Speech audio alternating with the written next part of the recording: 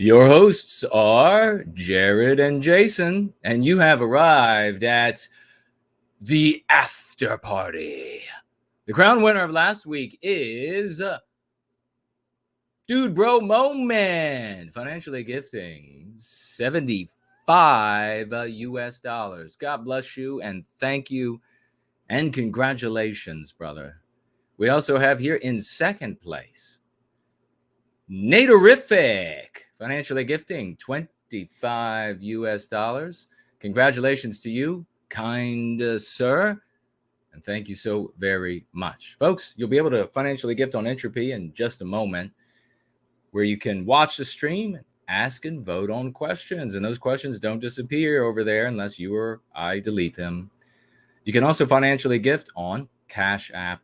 The URLs for both are in the description below. And as you all know, say it with me, Jared and I evenly share the financial gifts with our guests here on the after party. Somebody's going to have to put that into a song. Now, as you all know, we have the great Jerome coming on today to discuss how we speak to those who are, shall we say, at odds with a pandemic narrative that may or may not be true, and how we help them to transition to something that is healthful and wholesome for them, white well-being, and we'll bring them back to a world of sanity, bring us all back to that world that we want to live in.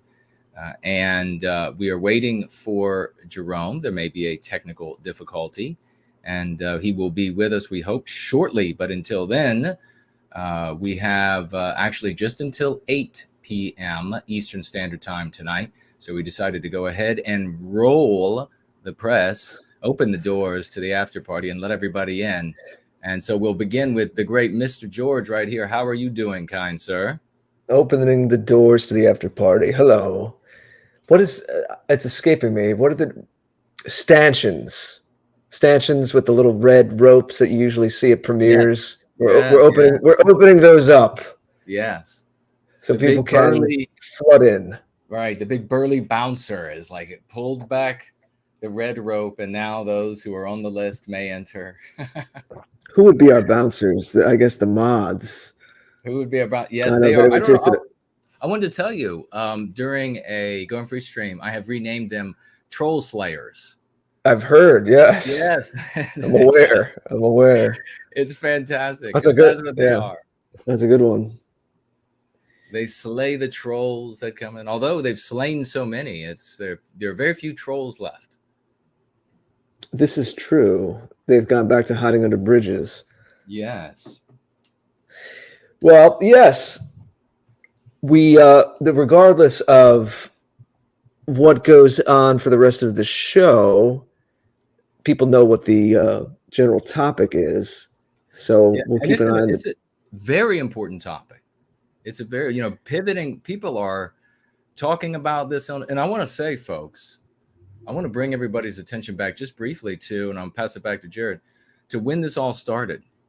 And Mr. George and I were very level-headed. You didn't find that everywhere. That's being euphemistic about it. We were very level-headed about it. We took where there were warnings and there wasn't information, we took a logical approach to that.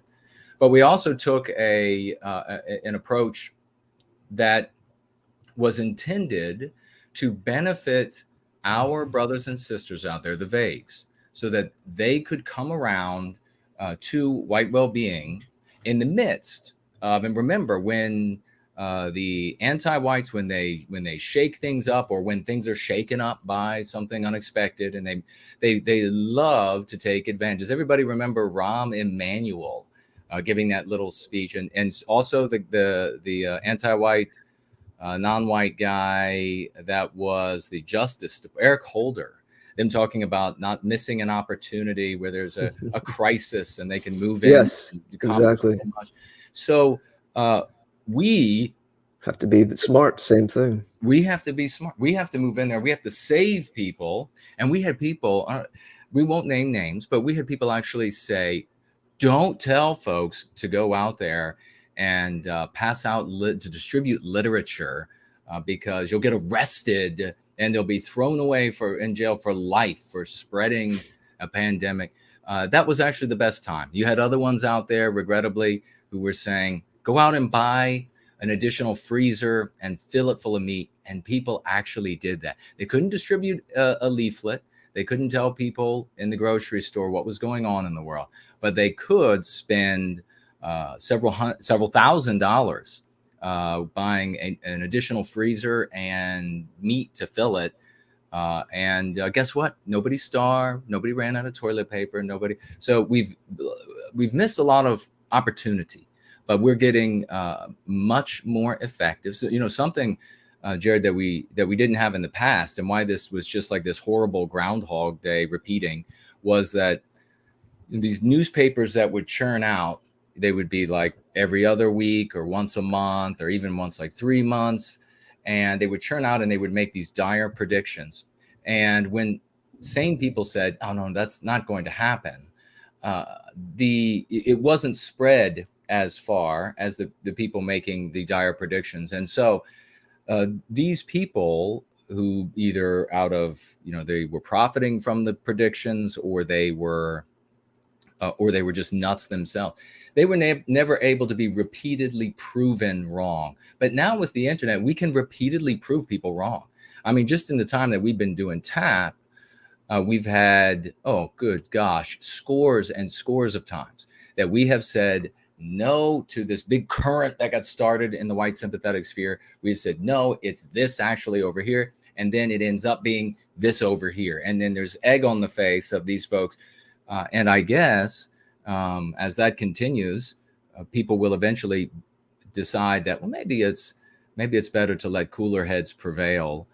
So being able to talk to, and that's the question, folks, if you've had any instances of speaking to loved ones, friends, strangers about the pandemic, and remember here, we agree with the WHO and the CDC, and even when they disagree, we agree. So whatever they're saying about the pandemic is the position we hold, them and CNN, of course. But having said that, if you have had a conversation with someone and you've been able to transition them, pivot them from a conversation just focused on a pandemic or viruses or whatever it might be, into white well-being, an opportunity to use the 5 key concepts, for example, let us know in the live chat. Tag me, tag Jared, jump on over to Entropy, which I'll open right now, and write it there into the question widget so it won't disappear. And we'll be able to take a look at it then. But this is a very important subject, Jared.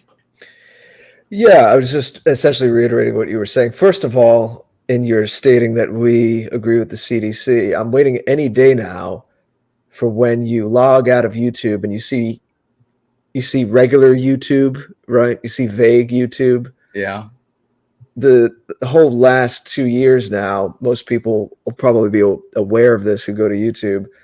You scroll down and you see under like the recommended cat videos and the nonsense, maybe just a little bit further down, not too much further down, there's a whole panel about COVID experts and all of these milquetoast YouTubers with their big, funny, goofy, open mouth thumbnails that Fornell and I were just talking about before the show. That whole aesthetic. It's all of these softball questions and like, oh, get your vaccine and all, masks work and all this. I'm waiting for the day. It should be very soon, where you see the after party, Jared and Jason, in that YouTube recommended chat panel. Oh my gosh. YouTube talks about COVID. Oh, no, not going to happen in this lifetime. But yes, I was reiterating what you were saying. Jerome had conveyed to us that he's starting to have experience where he is in California, because as much as California is the butt of jokes, we have to remember there's all kinds of people everywhere. And there's all kinds of well-meaning people, or there might be people who have been duped by certain narratives. But, the kind of people you're going to get in California, and I know that culture a little bit, and I have family in California, and I can relate. I'm into natural foods. Jason is too. We've done couple years ago, we did a couple of episodes on health and talked a lot about a toxic-free lifestyle and clean foods and things like that. Jerome is interacting with people in public. It's not just his family members and friends who are skeptical of the agenda and the narrative. Again, like Jason said, always trying to keep a level head. Not to say that we go the other direction and throw out the baby with the bathwater and act like nothing's going on. We personally know people who, whatever COVID is, whatever's going on, whatever's being passed around in the air, people who have really suffered. It's not a joke. There are some serious situations going on.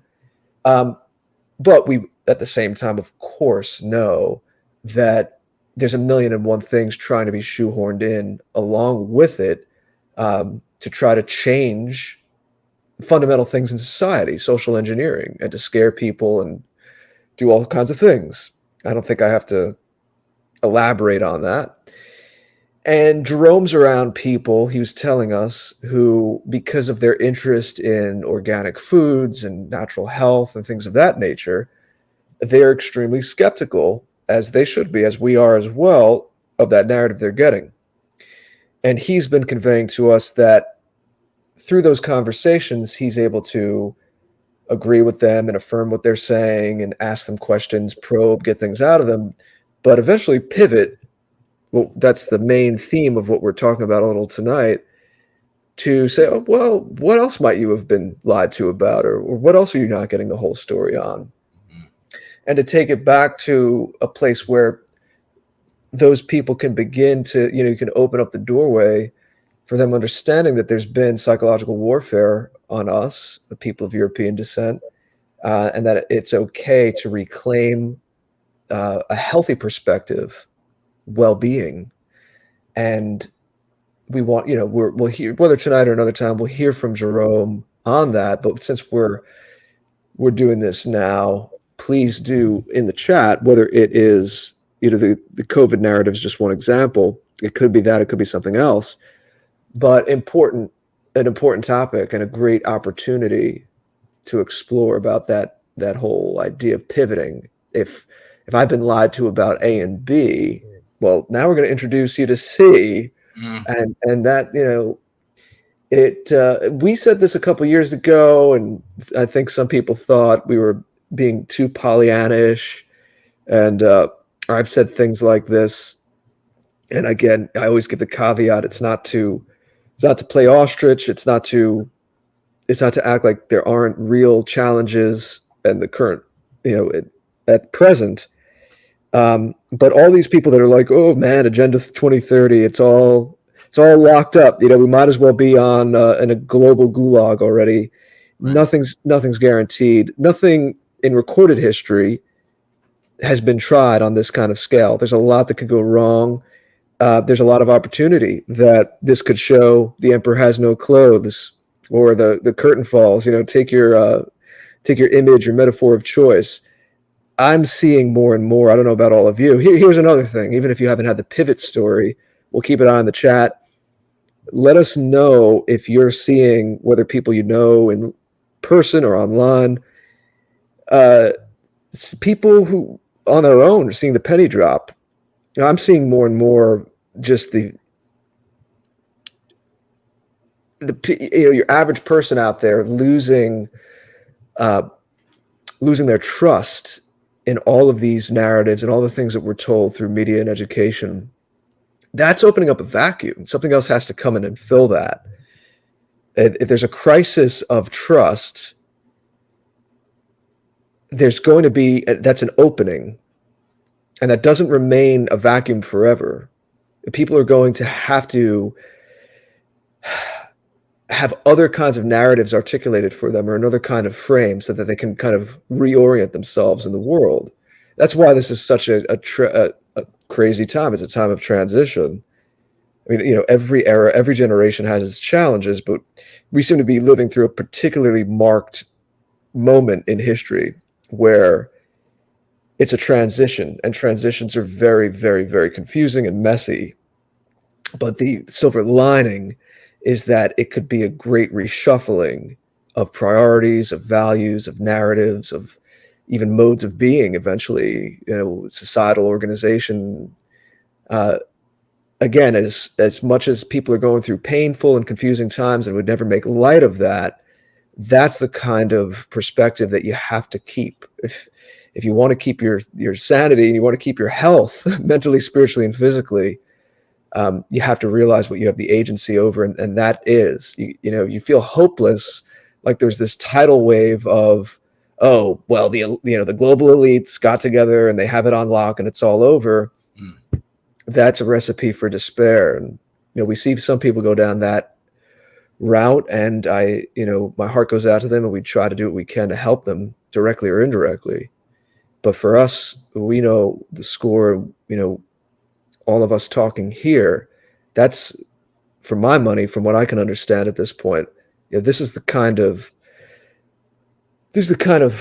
borders we have to put around this. This is the kind of frame we have to have in order for individually to remain healthy, and then communally to be able to help other people and grow.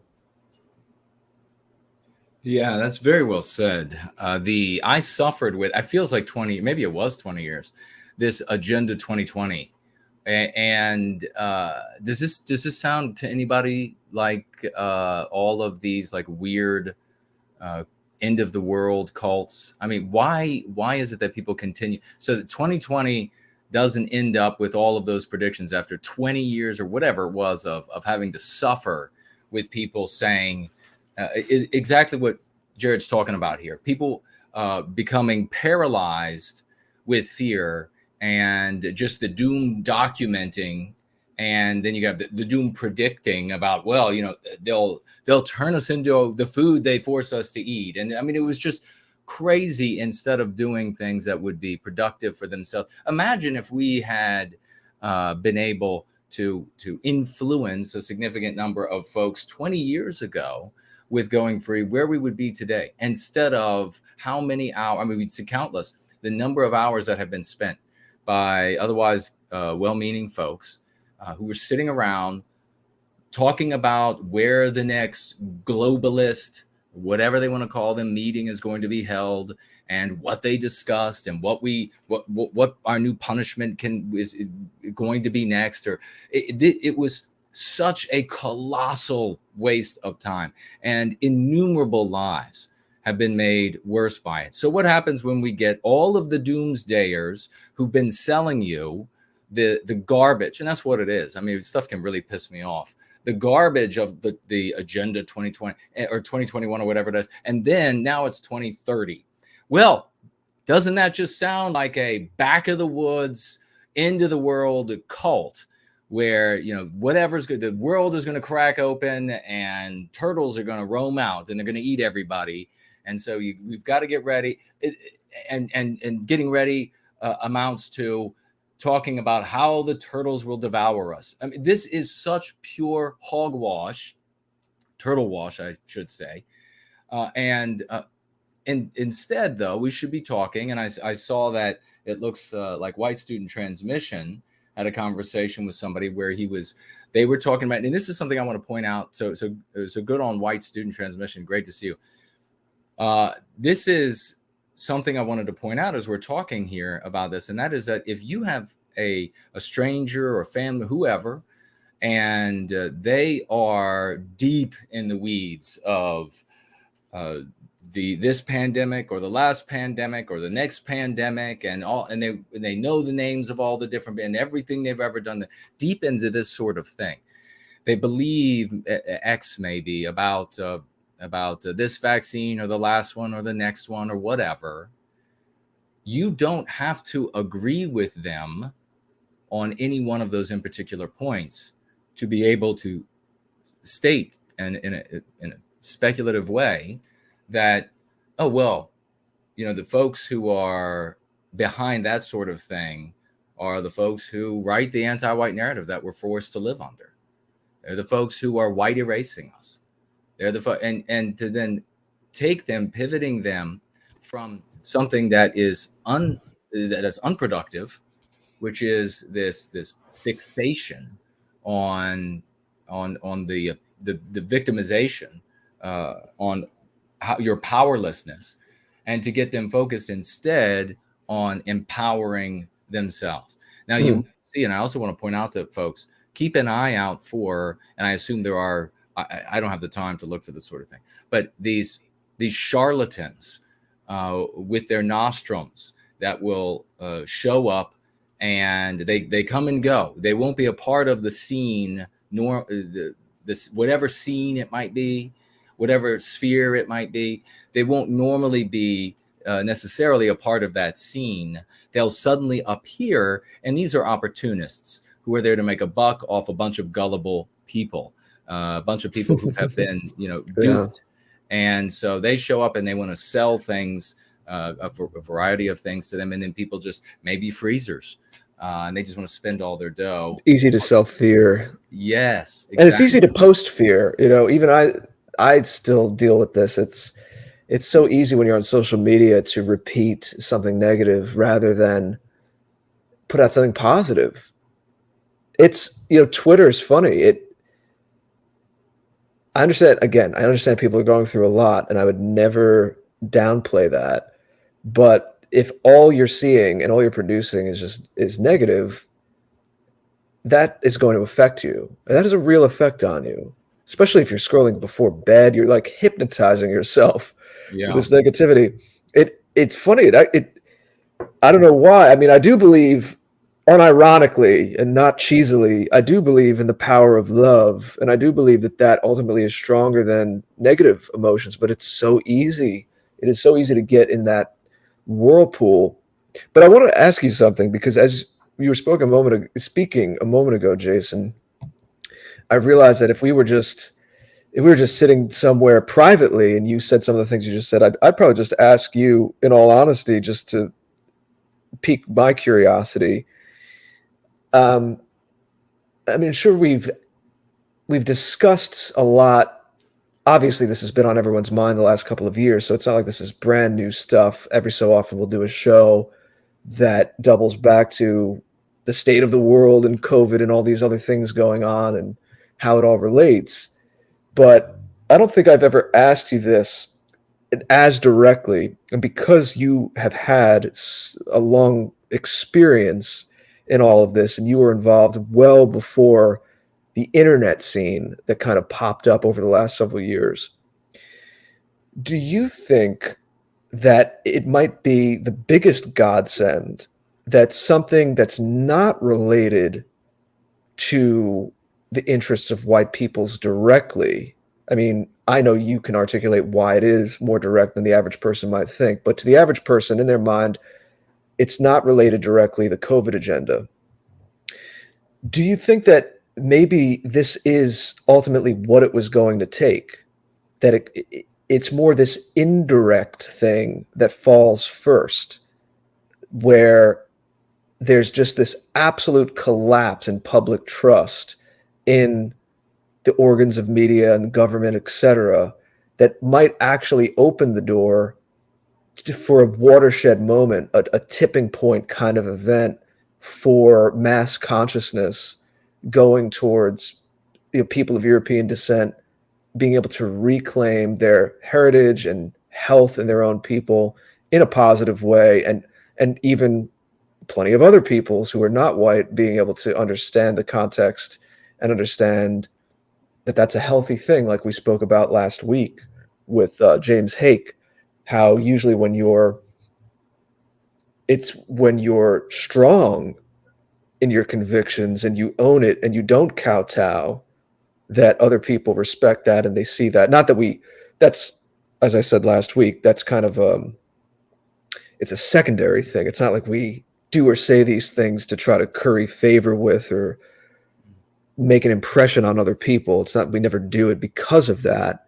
But it just so happens that when you, what do you know, when you're not this sniveling, apologetic, weak person, other peoples recognize that. And if they're a relatively healthy person in who they are, they can respect that. There could be a mutual respect. But yeah, the core of my question is, do you think it was maybe going to, because of the brainwashing over the last many, many decades, that maybe it couldn't be something as direct. I mean, because we see all these things. It's been asked all the time on the internet. We see every day in our circles. You know, you look at what's going on in South Africa. You look at like people being burned in oil, and it's like you can't, like, what else is it going to take to wake people up? Rotherham and all these rape gangs in the UK and Sweden. What is it going to take? And you could ask yourself, well, maybe in this kind of ironically, it would take something that was a few degrees removed in the public consciousness from direct issues relating to white peoples, but it would actually cause this domino effect that would actually lead to this watershed moment for us. What do you think of that? How do you calculate that?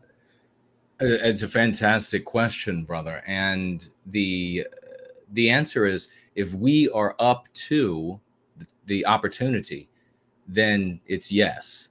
And the fact that, exactly as you are, the direction you're sort of going, that with the anti-white, the brainwashing, the mean pathogens that we suffer with, so these concepts with which we view the world, and by God, it is an endless headache, infuriating headache for me to deal with these people even quite close to me, who can hear and even use the concepts that so empower them and us, and then hear the anti-whites give them a concept, and then they immediately use that concept to their detriment. It is infuriating, but it's because of these this brainwashing, this living under this anti-white narrative that people confuse with reality.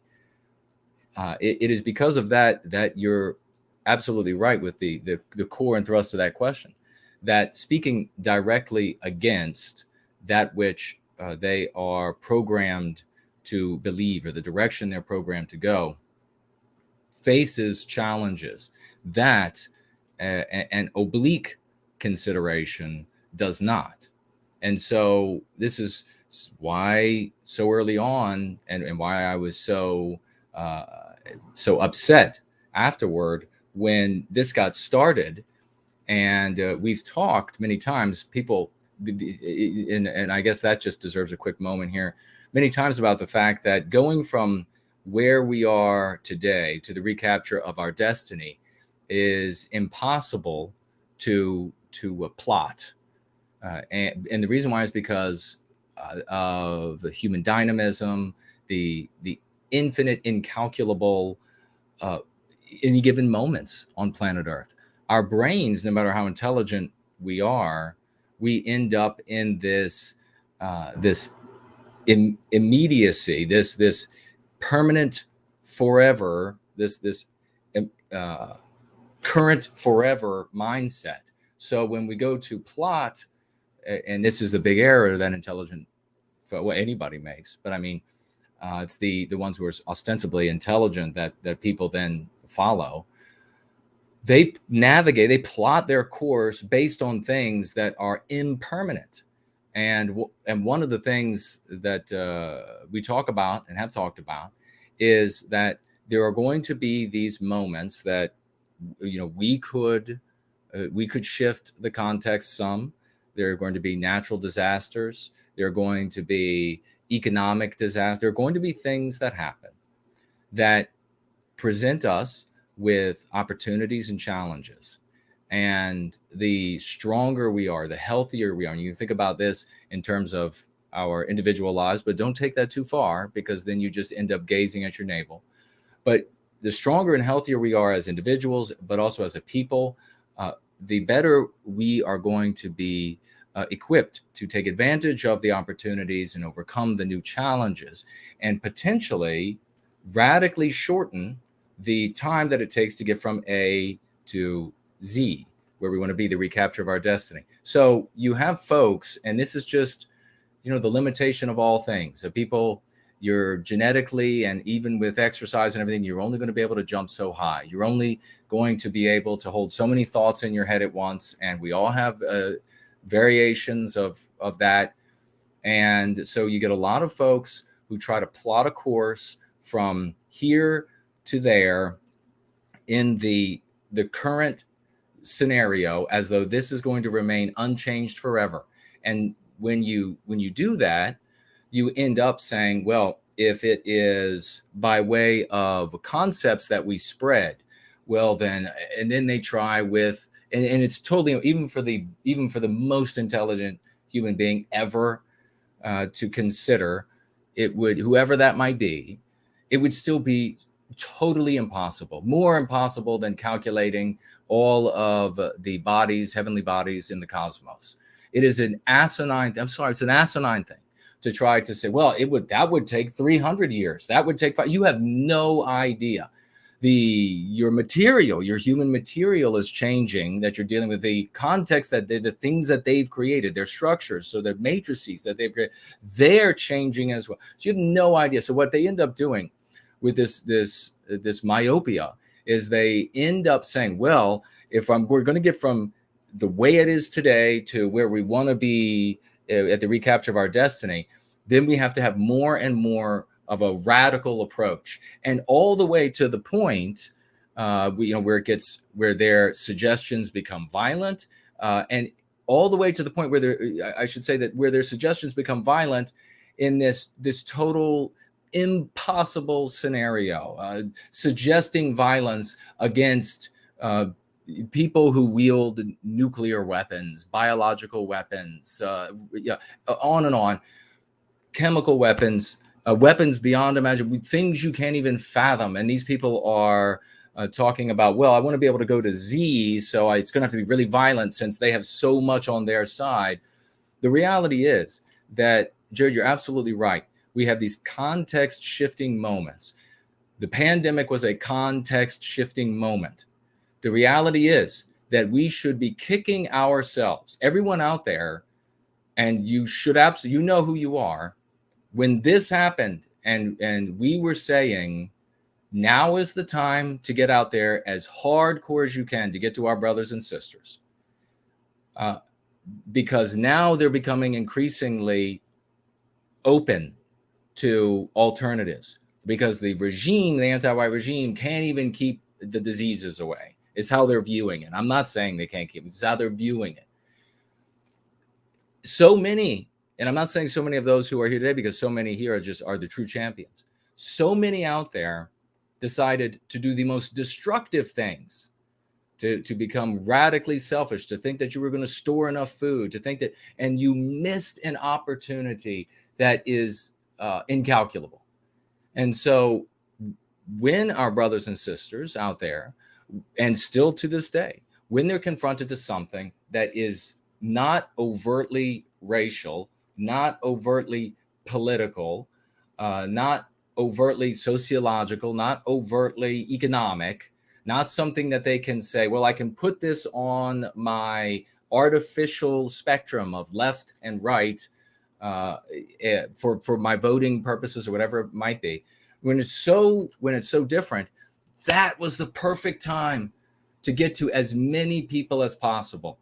And now there's no use in crying over spilt milk, because I mean, that's where we are. People are coming out of this, and many places have already come completely out of it, and other places are rapidly coming out of it. And so the opportunity is missed. So you need to ask yourselves, or at least the opportunity to the degree it was available to us. You need to ask yourselves, if you were one of those folks who ended up doing something that was totally feckless or even destructive during that time, you need to ask yourself, where did you get those ideas? Because you didn't get them from Jared George. You didn't get them from me. We weren't telling you to do these absolutely just unconscionably idiotic things. No, you need to ask yourself, who told us about, who occupied me with entertainment? Who occupied me with discussions about who's behind it and why, all of this sort of stuff? Who occupied me and burdened me with this stuff, rather than empowering me so that I could change the world? Now, having said that, there are going to be more disasters. There are going to be more context shifting moments to come. There always are. There always will be. So you need to be resolved moving forward, no matter what it is. no matter what it is, that you need to be resolved moving forward, that whenever, whatever it is happens, elections that might not be right, and of course, not in the United States, the elections are always pristine here in the United States. But whether it's elections, whether it's illnesses, whether it's natural disasters, whether it's something weird suddenly passing through the Earth's orbit from deep space, anything that upsets the current context is an opportunity. There'll be some challenges as well, but is an opportunity to get to our brothers and sisters using the 5 key concepts and introducing them to things in what can be for them very vulnerable moments and therefore impressionable moments. And don't feel bad about that. In fact, you're a fool. You are a villain if you don't get to our brothers and sisters, the weak, the sick. And by that, I'm not talking about people who are not just weak and sick. We're talking about a spiritual thing. And we're talking about all of our brothers and sisters yet to come, the little boys and girls in the womb. If you don't get to these people, then you are the villain in that story. Don't say to yourself, I shouldn't be trying to introduce them to white well-being, or at least the key concepts, when something is going on in their lives that has really destabilized them. Don't ever say that, because guess what? The anti-whites, they're going to be there. They're going to be there telling them what they want them to believe, because they understand human psychology. And they're going to be manipulating them to their detriment and our people's detriment as a whole. Yeah, one good recent opportunity seems to be that this whole trucker situation in Canada is, like a lot of things, the way that the media spins it and the headlines go to that it's somehow about white supremacy. Yes. And you have to wonder how much they're overplaying their hand, and how much even the average person out there is seeing that, like, anything that doesn't fit the agenda is painted with that. And then you can ask your friends and family, well, why is that? Why is that the go-to thing? Why is that the ultimate evil? Why is that supposed to be the one thing that shuts down the conversation that you can't respond to? Oh yeah, it's white supremacy. Well, we have to be against that. Yeah. If the truckers are white. But then there's that whole certain elements of the so-called conservative media. They and not to say this is on the whole a bad thing. It's just another angle, and another thing that could be pointed out is, well, they'll be like, well, there's like Sikh truckers. There's a Sikh community there from India, and they're part of it too. And so what they'll do is they'll show a particular clip or video where there's a concentration of those guys amidst this trucker protest, and say, see how the media is saying it's white supremacy?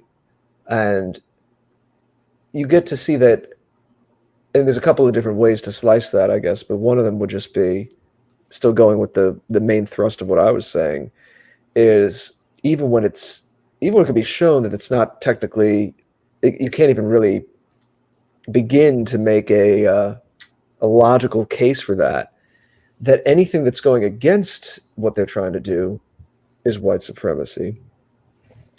And so they're showing their hand, in a couple of ways. But they're ultimately displaying that the ultimate evil is being a white person that doesn't hate themselves. And that's where you go with that. Yes. Yeah. Very, very well stated. They will, the anti-whites will, and they do fit everything in to the anti-white narrative. And so, the truckers going up, they end up being Nazis, because anything that interferes with the anti-whites' ability to damage Western civilization and to harm Western kind gets these labels, because they are all for an anti-white synonyms of what they consider evil, which is the white race. Anything that is, so therefore, of course, that means that you have to be, if you're going to be white, you have to be radically anti-white. Still not going to be good enough, but that's the only way you could be mildly accepted. So we do have, let's see, I saw a couple of tags. I see the sweet lady Carlisle Cockatoo is with us. I see Artificer writes here, He says, agreed. P2P lexicon everyday discourse helps a lot with dodging and penetrating people's defense toward white well-being. Very well said there. Thank you, brother. And oops, the chat left on me. What else do we have here? Jilly is saying someone was recommended buying freezers and stacks and slabs of meat. Yeah, I went off on that, and fortunately, that guy who was recommending that went away, and hopefully never returns. I mean, how many times can you be wrong? 0022 says, he's talking about I guess the sound was an issue for him. I don't know if the sound's been an issue for anybody else over the course of the stream here, but we will be tapping out in the next 10 minutes, folks. So if you have any comments or questions you want to get in before then, please get them in. Over here on the question widget, we have the great No White Guilt Clips saying, I say to anti-vax, COVID skeptic vagues, when the media isn't attempting to justify tyranny with their COVID narrative, they are justifying anti-whiteism with the anti-white narrative. Yeah, that's powerful. I could see that because these people, they're talking about a COVID narrative. And you can see how this sort of seeps into the Mayberry types mindset. They're just so gullible when it comes to what is being said by the anti-white regime, and then by those who are like Republican content creators or conservative content creators. So what looks to them superficially as antithetical, but in reality is as anti-white as ever. Okay, we have a question here. Icon War, does Jared believe anti-whiteism is systematic or directed? It's kind of a general question, but I don't think it's really an either or.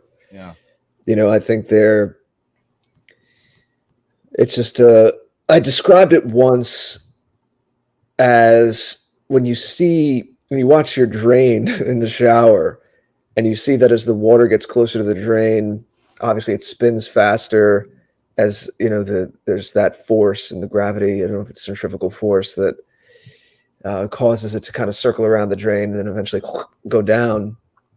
That there's just been such a series of incentives and people in certain positions who have pushed it, where there's a momentum.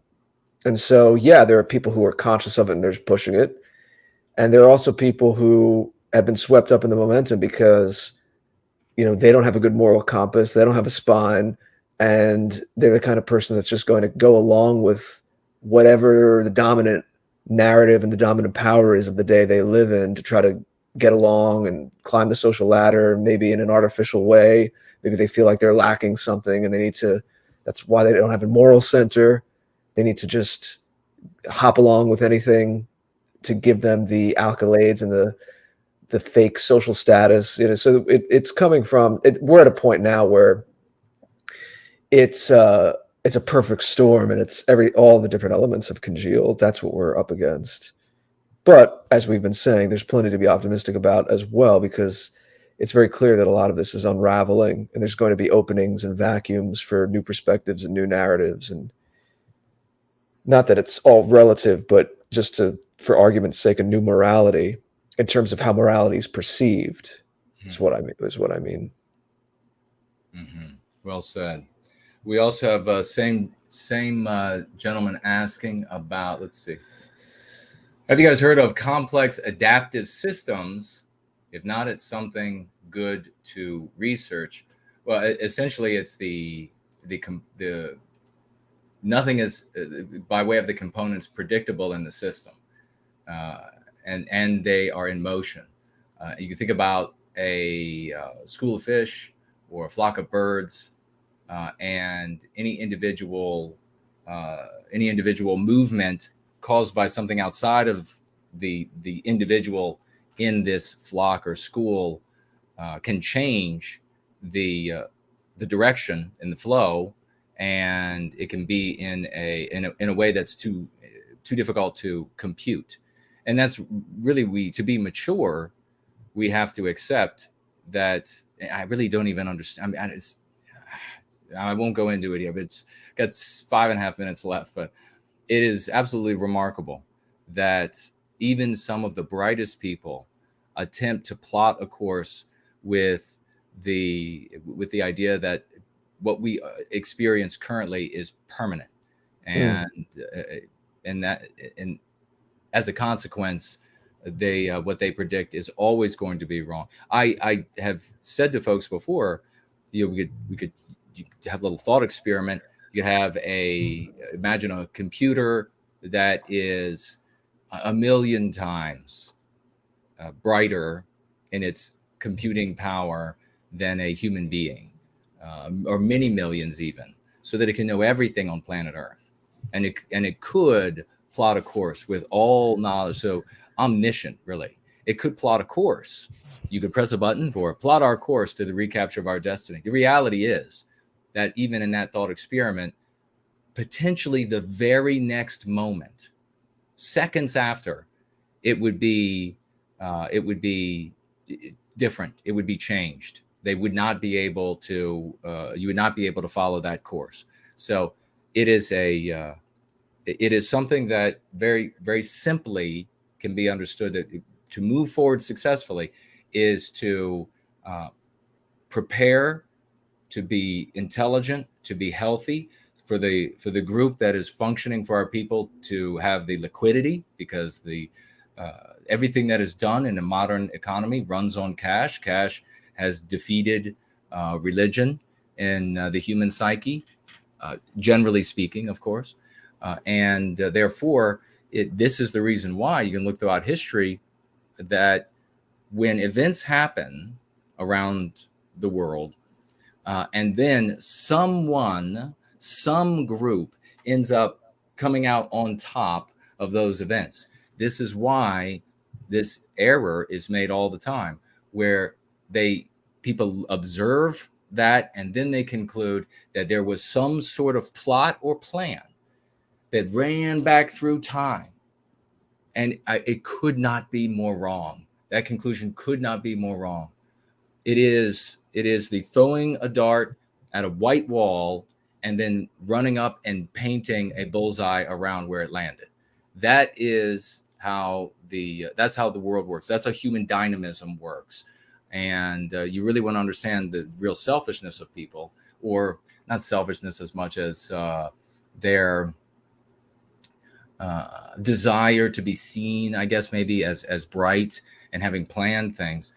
If you've ever observed in your life, and I could just very quickly, I'll just give an example. Then folks can think about this on there, because we're about to tap out, and folks can think about this on their own. But I was at I was at an antique show many years ago. It was an actual antique show. Actual antique show. Little booth where they were. Guy was and his wife made frames for people, and it was I guess it was the first year that maybe I'd seen him the year before, and then I saw him the year after, and it was the first year that he had purchased a machine to be able to make like designs in the frame. So it's not only like the frame with it, it had design. The frames they made had designs, but they didn't have designs that sort of like rolled and then this like little curly cues and all this kind of stuff. They had purchased a machine to be able to do that. And I said to the guy, I said, wow, that's a pretty fascinating machine. And is it going to, you think it's going to pay for itself? And he said, man, I don't even know. Business just flat. So we just wanted to do something. And I said, well, best of luck to you. Then it was like 2 years later, saw him again, booth 2-3 times larger, tons of these frames with all of these different designs. He didn't remember me, but of course I remembered him. And I said, wow, this is going great. This machine that makes all of these different types of frames. He had a completely different story.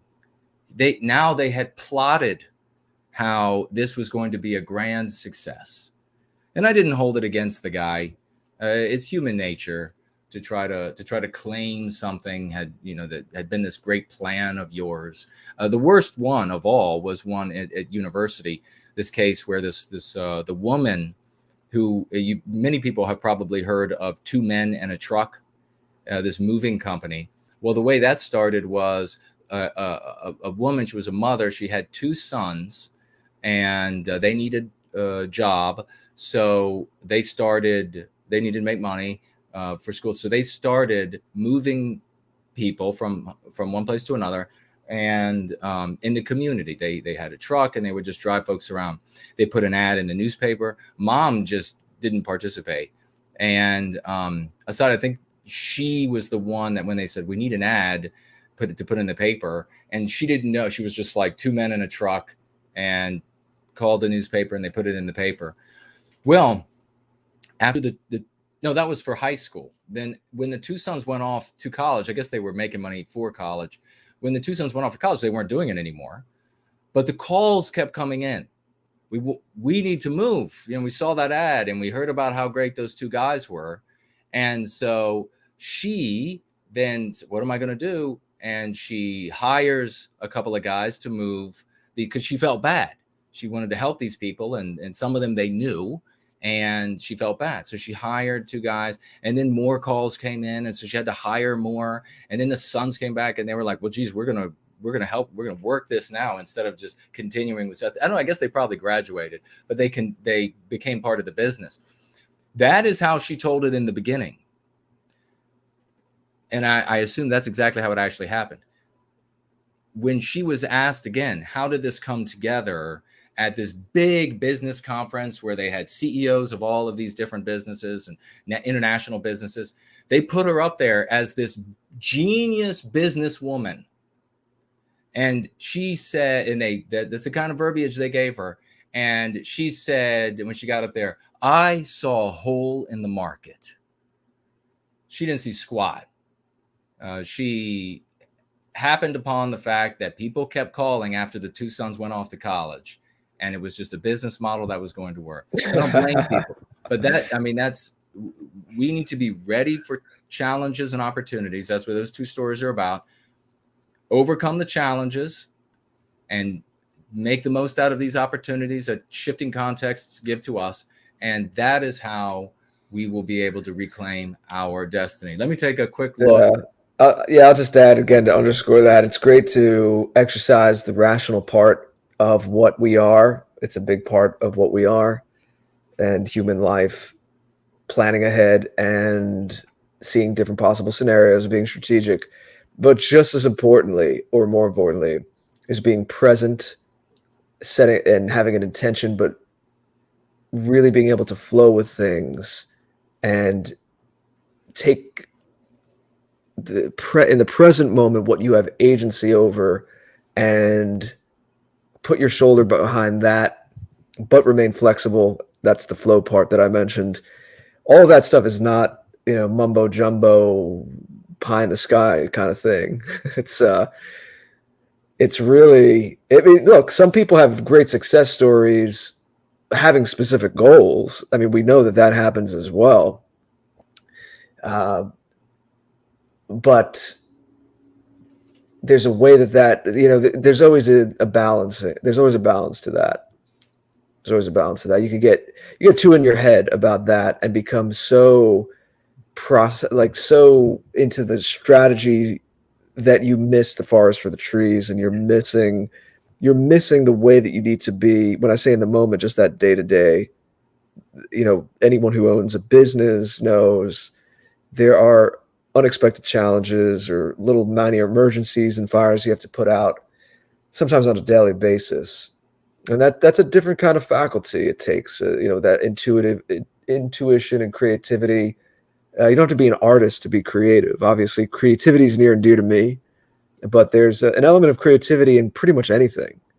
So that's why I talk about, and I think you would sign off on this too, Jason. We encourage people to be holistic, use both hemispheres of your brain, integrate it, be balanced, be harmonized between the rational and the intuitive, left brain, right brain, all the different ways you want to say it. Yeah, I think a lot of issues in modern life for me boil down to the fact that a lot of perspectives or ways of approaching things are just severely imbalanced. Yeah, you might hear little things on memes or little bits of common quote unquote wisdom that aren't entirely false. It's not that they don't contain an element of truth. It's just that they're not being balanced with other things. It's like, you know, all these old adages or proverbs. You know, there's always an adage to counteract the one that you're hearing. There's always a meme. There's a counter meme to the meme that you're passing around on Twitter. You know, so I always encourage people to try to be a little more holistic and big pictured and integrative in their thinking and their approach. Well said, dear brother. Well, folks, Mr. George and I both had to jump at the top of the hour. Both have some things to do, but we do have a $10 financial gift from, is this Sonic Chew? And right shortly after the party tonight, or short after party tonight, great response on complex adaptive systems, CAS, and then provides a link here. If somebody's over on Entropy, they want to get the link to see about complex adaptive systems, they can get that there. But we will make sure that we have, next time we have Jerome lined up, we'll make sure that we have him here for you all for the totality of the show. And Mr. George, I wanted to also mention, who was it in the live chat? It was Rory. Ask that question again on Sunday, because that'll take too long, and we gotta roll out. But it's a great question. But Mr. George, final thoughts and where they can find you? Oh, it was enjoyable, laid back little chat. I hope people got something out of it. Always good to speak with you and keep our eye on what people are asking in the chat. My site's thegreatorder.com. Working on a song, as I said. There's some new things, like working with an outside mix engineer.